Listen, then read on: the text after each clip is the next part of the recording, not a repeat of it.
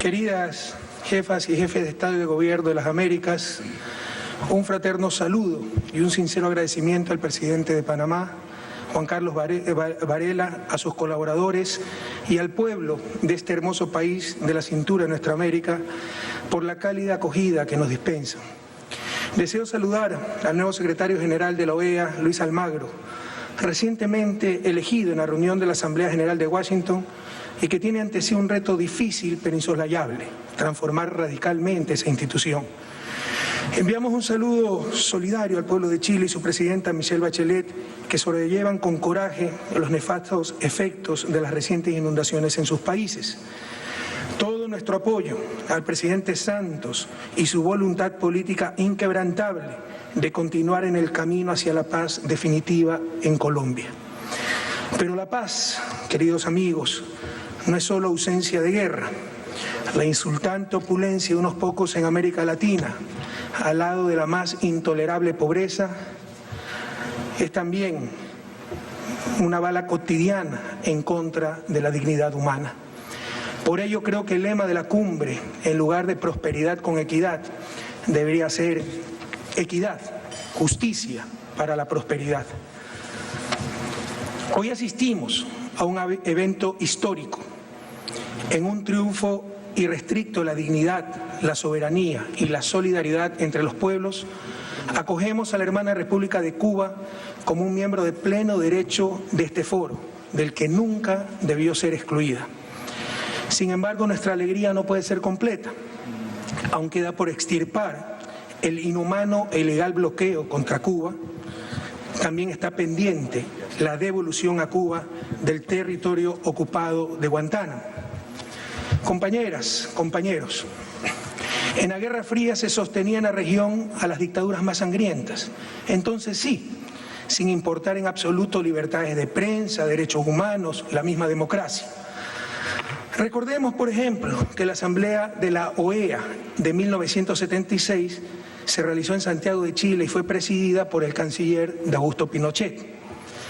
La acción invasiva e injerencista durante esos años se basaba en el combate al comunismo.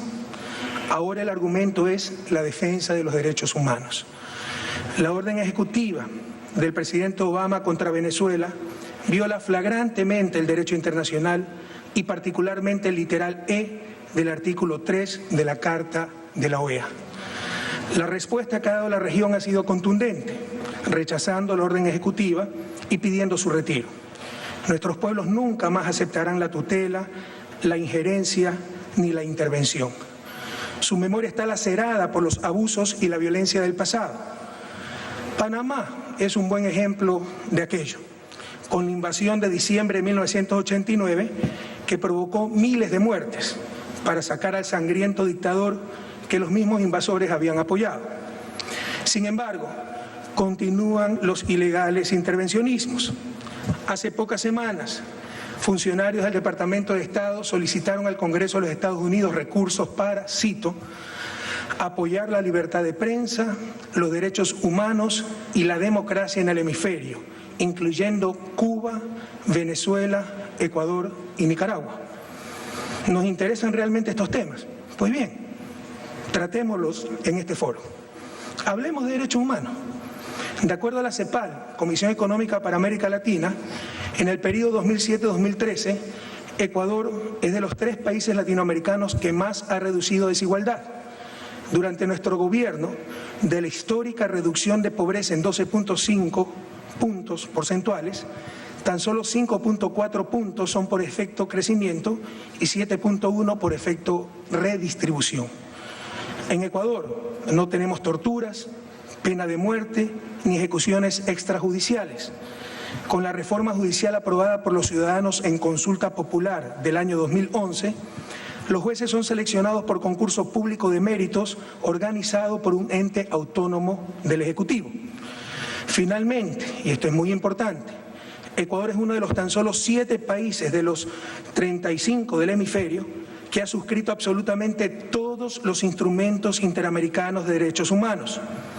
Muchos países ni siquiera han ratificado la Convención Interamericana de Derechos Humanos o Pacto de San José. La realidad es que necesitamos no solo un nuevo sistema de derechos humanos, sino un nuevo sistema interamericano. Debemos entender que las Américas al norte y al sur del río Bravo son diferentes y debemos conversar como bloques.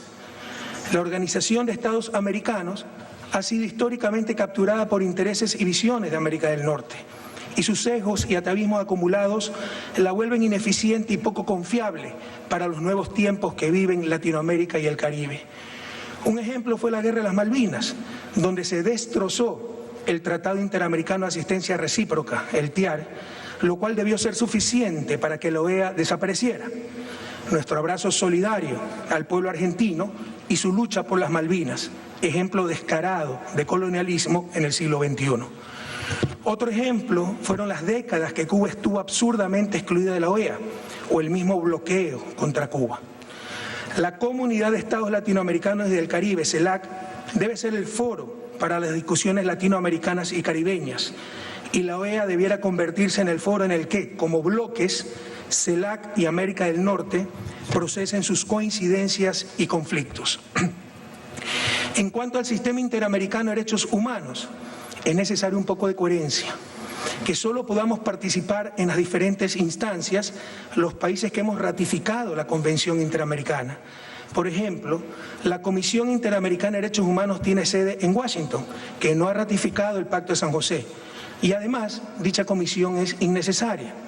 La Corte Interamericana con sede en San José puede y debe tener las funciones de promover los derechos humanos y juzgar los atentados contra estos, como ocurre en el sistema europeo, donde no existe comisión, tan solo existe corte. Como entendemos muy bien que por los intereses creados lo anterior es difícil de lograr, probablemente ya es hora de tener un sistema latinoamericano de derechos humanos. Todo está listo, porque básicamente somos los países de América Latina los que hemos ratificado el Pacto de San José y en consecuencia somos los únicos que reconocemos y nos sometemos a la Corte Interamericana. Y hablemos de democracia. Thomas Jefferson, a quien admiro muchísimo, uno de los padres fundadores de Estados Unidos, es el principal autor de uno de los documentos más bellos de la historia de la humanidad, la Declaración de Independencia de los Estados Unidos, que en su segundo párrafo dice: todos los hombres son creados iguales, son dotados por su creador con ciertos derechos inalienables. Entre estos están la vida, la libertad y la búsqueda de la felicidad. Palabras maravillosas, pero el mismo Jefferson era propietario de centenas de esclavos. En aquella época, incluso para estos extraordinarios hombres, era inimaginable que los negros tuvieran derechos. Tuvo que pasar casi un siglo desde la Declaración de Independencia para la eliminación de la esclavitud y exactamente un siglo más para la supresión de la segregación racial. Hoy en día, las élites latinoamericanas aún son incapaces de comprender que los derechos fundamentales son para todos. Cuando estas élites denuncian el irrespeto a sus derechos humanos, es porque por primera vez están en igualdad de condiciones bajo el imperio de la ley. Cuando denuncian dictaduras y autoritarismos, es porque ya no pueden someter nuestros gobiernos a sus caprichos e intereses. Y hablemos de libertad de prensa. Cuando las élites latinoamericanas afirman que no existe libertad de prensa, es porque sus medios de comunicación ya no tienen impunidad para manipular la verdad, o porque nos atrevemos a contestarles, a disputar su hegemonía, a desenmascarar sus mentiras.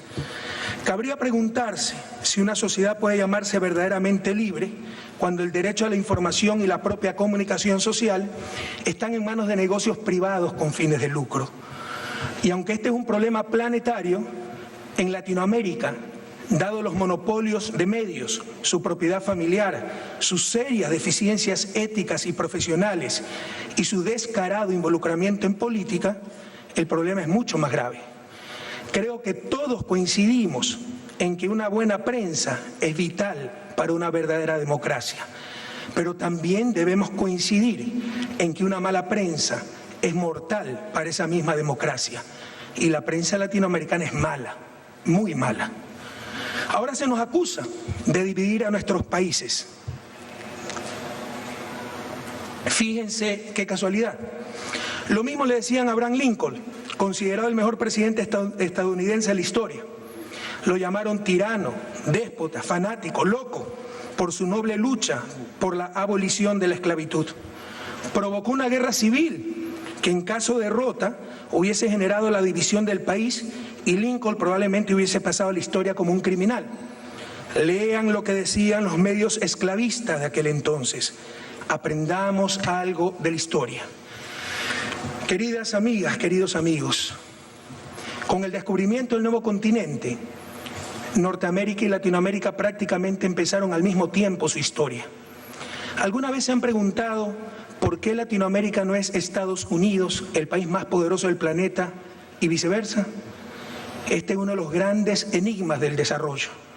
Las respuestas son múltiples y complejas, pero sin duda una de esas respuestas es la clase de élites que dominaron y dominan aún a nuestra América. Ojalá, querido presidente Obama, se entienda que por defender sus intereses o por mala información, ustedes sostienen a esas élites que tanto daño nos han hecho. Todos los hombres son creados iguales, son dotados por su creador con ciertos derechos inalienables.